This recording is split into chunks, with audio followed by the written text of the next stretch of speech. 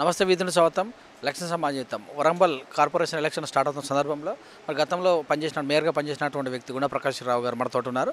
మరి తను చేసినటువంటి అభివృద్ధి మరి ఈసారి జరుగుతున్న ఎలక్షన్లో 66 డివిజన్లో ఎలా ఉపయోగపడుతుంది, మరి ఎంతమందిని ముందుండి గెలిపించుకునే ప్రయత్నం చేస్తారో వారిని తెలుసుకుందాం. నమస్తే సార్. సో మీరు ఉన్నటువంటి 1 year పీరియడ్లో అంటే 10 months దాదాపు కరోనాకి వెళ్ళిపోయినట్టు అనిపిస్తుంది. అయినా కూడా మీరు నిర్వీర్యంగా పనిచేసినట్టు కూడా తెలుస్తుంది. ఎన్ని కోట్ల శాంక్షన్ చేయించారు, ఎలా అభివృద్ధి చేశారు? నేను గ్రేటర్ వరంగల్ మున్సిపల్ కార్పొరేషన్ మేయర్గా దాదాపు 1 year 10 months పదవి బాధ్యతలలో ఉన్నాను. ఈ సమయంలో గతంలో ఎన్నడూ కని విని ఎరగని రీతిలో 1255 కోట్ల రూపాయలు నిధులు అభివృద్ధికి శాంక్షన్ చేయడం జరిగింది. దాంట్లో దాదాపు 700 కోట్ల రూపాయల వర్క్స్ కూడా కంప్లీట్ కావడం జరిగింది. ఇది ఒక అద్భుతమైన చరిత్ర. దీనికి ప్రధానంగా గౌరవ ముఖ్యమంత్రి వర్యులు కేసీఆర్ గారు వారి యొక్క ఆశీస్సులతోటి, వారు ఇచ్చినటువంటి ప్రత్యేక నిధుల ద్వారా, అలాగే గౌరవ పురపాలక శాఖ మంత్రులు కేటీఆర్ గారి ప్రోత్సాహంతో ఈ పనులు చేయడం జరిగింది. దీనికి నాకు అందరు కూడా సహకరించారు. ప్రధానంగా గౌరవ పంచాయతీరాజ్ శాఖ మంత్రులు ఎర్రబెల్లి దయాకర్ రావు గారు, వారితో పాటు మంత్రివర్యులు సత్యవతి రాథోడ్ గారు, శాసనసభ్యులు, ఎంపీలు, ప్రజాప్రతినిధులు అందరి సహకారం కూడా నాకు పూర్తి స్థాయిలో లభించడం ఇది ఒక మహద్భాగ్యంగా నేను భావిస్తున్నా.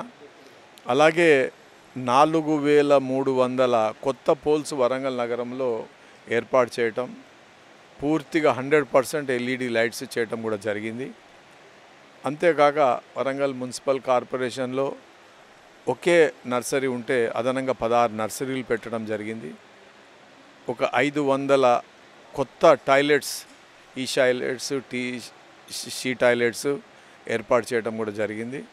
వరంగల్ నగరం సుందరీకరణ కూడా అనేక ప్రణాళికలు సిద్ధం చేయటం, ముఖ్యంగా ఈ మధ్యలోనే ఉగాది నాడు గౌరవ పురపాలక శాఖ మంత్రులు కేటీ రామారావు గారు ప్రతి ఇంటికి తాగునీరు ఉండాలి, ఇవ్వాలి అని వరంగల్లో ఉన్నటువంటి 2,55,000 గృహాలకు కూడా ఉగాదికి నుంచి ఇస్తామన్నారు. ఒకరోజు ముందుగానే ఆ యొక్క కార్యక్రమాన్ని వారి చేతుల మీదుగా స్టార్ట్ చేయటం, ప్రతి వ్యక్తికి 150 లీటర్ల పరిశుద్ధమైన వాటర్ను ఇవ్వడం జరుగుతూ ఉన్నది. ఇది ఒక బృహత్కర కార్యక్రమం. అంతకుముందు వీధులలో బిందెలు పట్టుకొని ఉన్నటువంటి రోజులు మనకు తెలుసు. ఈరోజు వాటర్ సమస్య పూర్తిగా తీరిపోయింది. గౌరవ ముఖ్యమంత్రి వర్యులు కేసీఆర్ గారి చొరవతో గోదావరి జలాలు వరంగల్కు రావటం, ధర్మసాగర్కు రావటం, ఆ విధంగా ఈ సమస్య పూర్తి స్థాయిలో పరిష్కారం చేయడం కూడా జరిగిందని ఈ సందర్భంగా తెలియపరుస్తున్నా. అంతేకాక వరంగల్ నగరాన్ని హైదరాబాద్ నగరంతో పోటీ పడే విధంగా ఒక 32 సర్కిల్స్ డెవలప్ చేయడంతో పాటు వైకుంఠ ధామాలు, అలాగే పార్కులు, క్రీడా స్థలాలు, మోడల్ వెజిటబుల్ ఫ్రూట్ మార్కెట్స్, ఇవన్నీ కూడా పెద్ద ఎత్తున శ్రీకారం చుట్టడం జరిగింది. స్మార్ట్ సిటీ వర్క్స్ కూడా శరవేగంగా కొనసాగుతున్నాయి. హృదయ అమృత పథకాలు ద్వారా వచ్చిన నిధులు కూడా సద్వినియోగం చేయటం, వరంగల్లో ఉన్నటువంటి ప్రాచీన కట్టడాలను, ఎందుకంటే కాకతీయ డైనాసిటీ అంటారు దీన్ని, కాకతీయులు పరిపాలించిన సామ్రాజ్యం, కిలా వరంగల్ ప్రాంతాన్ని, ఇతర ప్రాంతాలని కూడా ప్రత్యేక శ్రద్ధ వహించి డెవలప్ చేయటం అనేది జరిగింది. అంతేకాక వరంగల్ మహానగరంలో గతంలో ఎన్నడూ కని విని ఎరగని రీతిలో హైదరాబాద్ పోటీగా శానిటేషన్ మీద పూర్తి స్థాయిలో శ్రద్ధ వహించటం, 153 మన స్వచ్ఛ ఆటోలను పర్చేజ్ చేయడం జరిగింది. గతంలో స్వీపింగ్ మిషన్స్ ఒక్కటి కూడా మనం లేకుండే కార్పొరేషన్లో, నేను మేయర్ అయిన తర్వాత 12 స్వీపింగ్ మిషన్స్ కూడా పర్చేజ్ చేయటం, వీధులన్నీ శుభ్రం చేయడం జరుగుతూ ఉన్నది. వరంగల్ నగరం ఒకసారి ప్రదక్షిణ చేయాలంటే దీని యొక్క రేడియస్ 408 కిలోమీటర్లు. సువిశాలమైనటువంటి నగరం, 11 లక్షలు దాదాపు జనాభా ఉన్న నగరం కనుక దీని ప్రజలకు అన్ని రకాల మౌలిక సదుపాయాలు కలిగించే విధంగా సమావేశాలు కూడా గతంలో ఎన్నడూ లేని విధంగా నేనున్న ఈ 1 year 10 monthsలో 24 సమావేశాలు కార్పొరేషన్ సమావేశాలు కూడా ఏర్పాటు చేసి ఒక చరిత్ర సృష్టించడం జరిగిందని కూడా ఈ సందర్భంగా తెలియపరుస్తున్నా. ఏది ఏమైనా వరంగల్లో జరిగినటువంటి అభివృద్ధి తప్పకుండా ఇప్పుడు ప్రజల మన్ననలను చూరగొన్నది, ప్రజలల్లో సంతృప్తిని చూస్తానం. అది ఇప్పుడు వచ్చే ఎన్నికలలో దాని యొక్క ప్రతిఫలం కూడా మన పార్టీకి అందుతుందన్న నమ్మకం ఉన్నది. ఎందుకంటే గౌరవ ముఖ్యమంత్రి వర్యులు కేసీఆర్ గారు పట్టణ ప్రగతి అనే ఒక కార్యక్రమాన్ని కూడా స్టార్ట్ చేసి 7,34,00,000 ప్రతి నెల మున్సిపల్ కార్పొరేషన్ నిధులలో జమ అయ్యే విధంగా చేయటమే కాక అదనంగా 75 కోట్ల రూపాయలు ప్రతి నెల మున్సిపల్ కార్పొరేషన్కి ఇవ్వడం అనేది గతంలో ఏ ప్రభుత్వం చేయలేదు, ఏ ముఖ్యమంత్రి చేయలేదు. కనుక దాని యొక్క ఫలితాలు, ఈ యొక్క అభివృద్ధి ఫలాలు ప్రజలందరికీ అందుతాయి. ప్రజలందరూ కూడా సంతృప్తితోటి ఉన్నారు. తప్పనిసరిగా టీఆర్ఎస్ పార్టీ అత్యధిక మెజార్టీతో గెలుస్తుంది, దానిలో ఎలాంటి సందేహం లేదు. మన వరదలు వచ్చినప్పుడు కూడా చాలా వరంగల్ కూడా తలకూతలమైనట్టు కూడా చెప్తుంది. దాన్ని బేస్గా చేసుకొని బీజేపీ ముందుకెళ్ళే అవకాశం ఉందని కూడా చెప్తారు. హైదరాబాద్ ఫలితాలు వచ్చే అవకాశం ఉంటుంది. దీని మీద మీ విశ్లేషణ ఎలా ఉంటుంది? గతంలో వర్షాకాలంలో ఎన్నడూ కని విని ఎరగని రీతిలో గత 90 సంవత్సరాలలో ఎప్పుడు కురవనటువంటి దాదాపు 100 సెంటీమీటర్స్ వర్షం ఒక రోజులనే కురవటం వరంగల్లో నాలాలన్నీ పొంగి పొర్లి లోతట్టు ప్రాంతాలు జలమయమైన విషయం తెలుసు. దీనికి స్పందించి హుటాహుటిన గౌరవ పురపాలక శాఖ మంత్రులు కేటీ రామారావు గారు వరంగల్ నగరానికి విచ్చేయటం, వారితో పాటు పంచాయతీరాజ్ శాఖ మంత్రులు ఎర్రబెల్లి దయాకర్రావు గారు, అలాగే మన గిరిజన శాఖ మంత్రులు సత్యవతి రాథోడ్ గారు, శాసనసభ్యులు, అలాగే చీఫ్ విప్ వినయ్ భాస్కర్ గారు అందరూ కూడా ప్రత్యేకంగా ఈ యొక్క ప్రాంతాలను సందర్శించడం, బాధితులను కలవటం, వారికి సకల సౌకర్యాలు కల్పించడం జరిగింది. కల్పించడం కాక on the spot KT Rama Rao garu 20 crores funds release చేయటం కూడా జరిగింది. అంతేగాక దీనికి భవిష్యత్తులో నాలాలను ఆక్యుపై చేసేది ఉంటే కఠిన చర్యలు తీసుకోవడం జరుగుతుందని హెచ్చరించి నాలాల మీద అక్రమ కట్టడాలను కూడా దాదాపు 280 కట్టడాలను తొలగించడం కూడా జరిగింది. కొన్ని కట్టడాల యజమానులు కోర్టులో స్టే తెచ్చుకున్నారు, అది కూడా వెకేట్ చేసి తీపియడం జరుగుతుంది. అంతేగాక దాదాపు 110 కోట్లతోటి ఒక ప్రత్యేక ప్రణాళిక సిద్ధం చేయటం, ఫండ్స్ కూడా శాంక్షన్ చేయడం, రిలీజ్ చేయడం జరిగింది. ఈ నాలాలను ఆక్యుపై చేసిన ప్రాంతాల్లో ఉన్న దాన్ని మొత్తము రిటైనింగ్ వాల్స్ కట్టడం, నాలాలను పూర్తి స్థాయిలో ఉపయోగాన్ని తీసుకురావడం కార్యక్రమాలు జరుగుతున్నాయి. దాన్ని కూడా మొన్నటిసారి కేటీ రామారావు గారు వచ్చినప్పుడు దాన్ని కూడా శంకుస్థాపన చేయడం జరిగింది. పనులన్నీ కూడా శరవేగంగా జరుగుతున్నాయి. భవిష్యత్తులో ఎంత పెద్ద ఫ్లడ్స్ వచ్చినా కూడా వరంగల్ నగరానికి ఏమి కాకుండా మంచి ప్రణాళికతోటి ఈ యొక్క రాష్ట్రం ముందడిపోతుంది గౌరవ ముఖ్యమంత్రి గారి యొక్క సహాయ సహకారాలతోటి. ప్రభుత్వం ఏర్పడిన తర్వాత చెప్పినటువంటి మాట డబుల్ బెడ్రూమ్ కట్టిస్తా అన్నటువంటి విషయం. సో మరి రెండోసారి అంటే 2018 కూడా రెండోసారి తప్ప వచ్చింది. వరంగల్కు 80 కోట్లు మాత్రమే రిలీజ్ చేశారని చెప్పుకుంటూ వస్తుంది.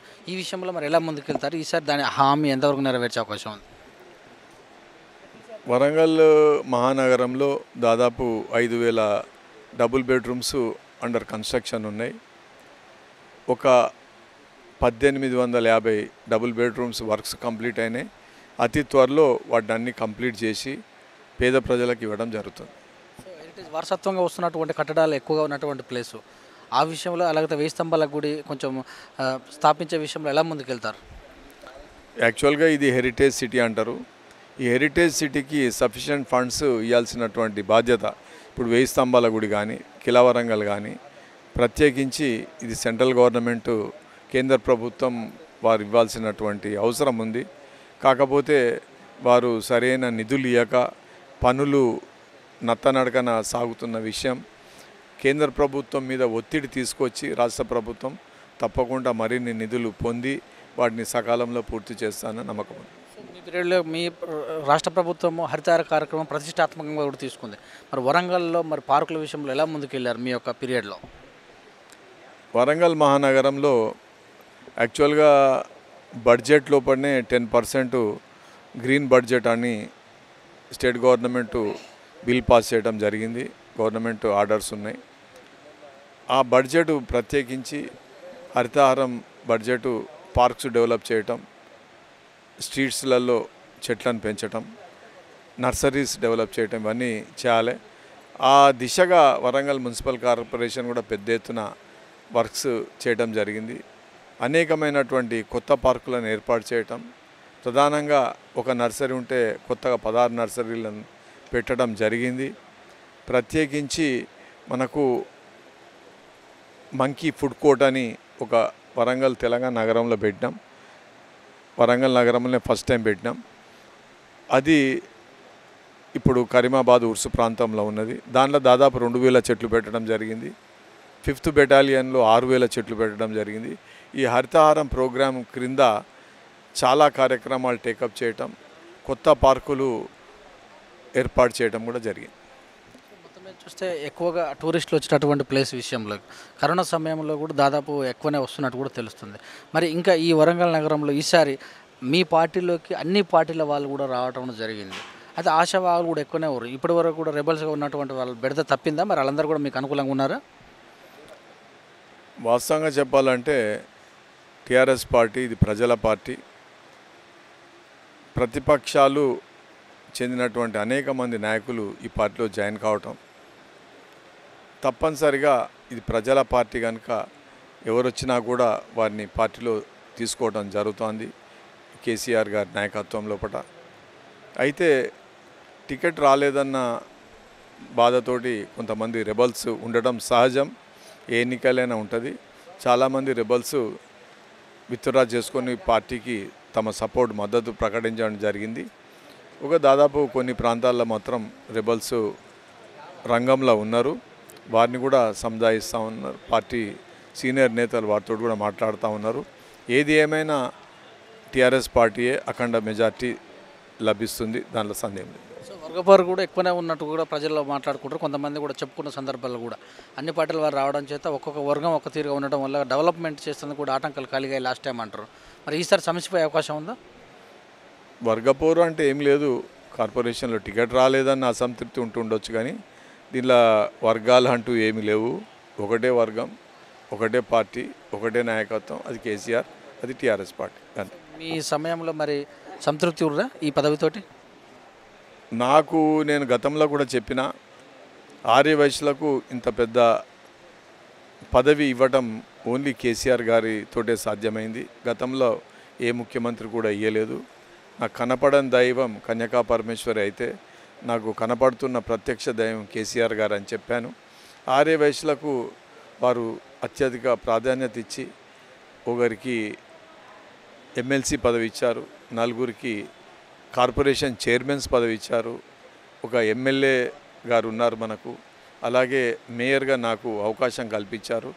ఆర్యవైశ్యులకు దీంతోపాటు హైదరాబాద్ ప్రధాన నగరంలో 5 ఎకరాల స్థలము కూడా వారు మనకు కేటాయించడం, ఆర్యవైశ్యుల ఆత్మగౌరవం కొరకు వారు పాటుపడటం కూడా జరిగింది. ఈ సమాజం ఎల్లవేళలా వారికి రుణపడి ఉంటుందని తెలియపరుస్తుంది. సో 66 సీట్లలో ఎంత ప్రభావం చూపే అవకాశం ఉంది? 66కి 66 గెలుస్తామని మాకు నమ్మకం ఉందండి. ప్రతిపక్షాలకు అభ్యర్థులే దొరుకుతలేరు. ఎక్కడ ఒక సీటు గెలుస్తారు ఖచ్చితంగాని వారు చెప్పుకునే పరిస్థితి కూడా లేదు.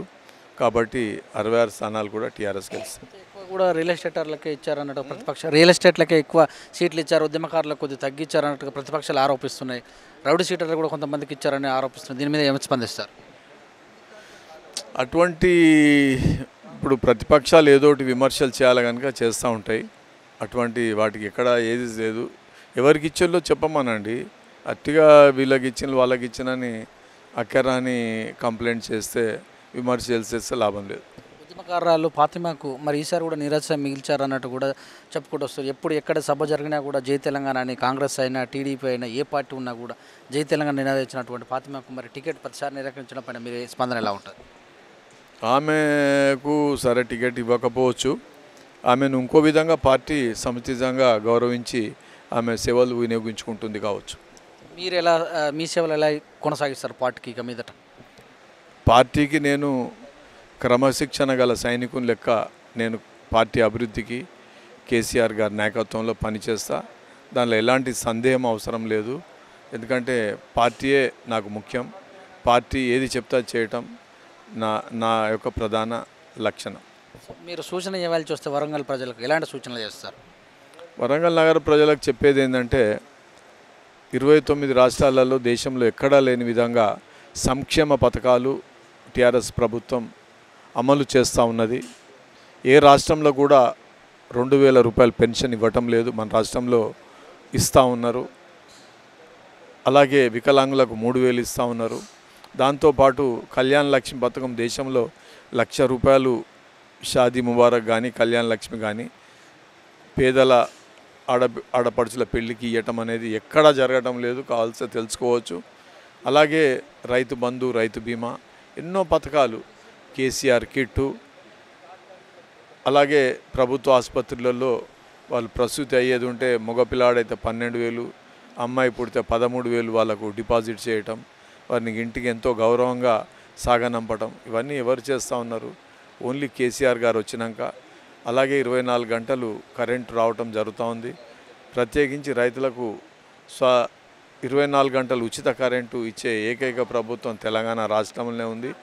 ఏ విధంగా చూసినా కూడా ఈరోజు ఎండాకాలం మండు టెండర్లో కూడా అనేకమైనటువంటి చెరువులు మత్తళ్ళు పోస్తూ ఉన్నాయి. ఇది ఎవరన్నా కనీసం కళ్ళ కూడా ఊహించినలా ఈరోజు జరుగుతూ ఉంది. భూగర్భ జలాలు పెరిగి రైతు రాజు అవుతున్నటువంటి ఈ రాష్ట్రంలో కేసీఆర్ మించిన నాయకుడు గతంలో ఎవరు లేరు, భవిష్యత్తులో ఎవరు ఉండరు అని కూడా నేను మనస్ఫూర్తిగా నమ్మే వ్యక్తి. Thank you sir, thank you very much. మరి మేయర్ చేసినటువంటి వ్యక్తి మరి కేసీఆర్ గురించి కానీ, కేసీఆర్ పాలన గురించి కానీ, వరంగల్ డెవలప్మెంట్ గురించి కానీ, అభివృద్ధి సంక్షేమ పథకాల గురించి కానీ చక్కగా చెప్పారు. రాబోయే రోజులలో మరి 66 సీట్లకు 66 సీట్లు ఖచ్చితంగా మా ప్రభుత్వానికి వస్తాయి. మరి నా యొక్క సేవలు సైనికుడిగా పనిచేస్తాను తెలియజేశారు. చూస్తూ ఉండండి with news. Cameraman man శ్యామ్తో me Suresh Dandu.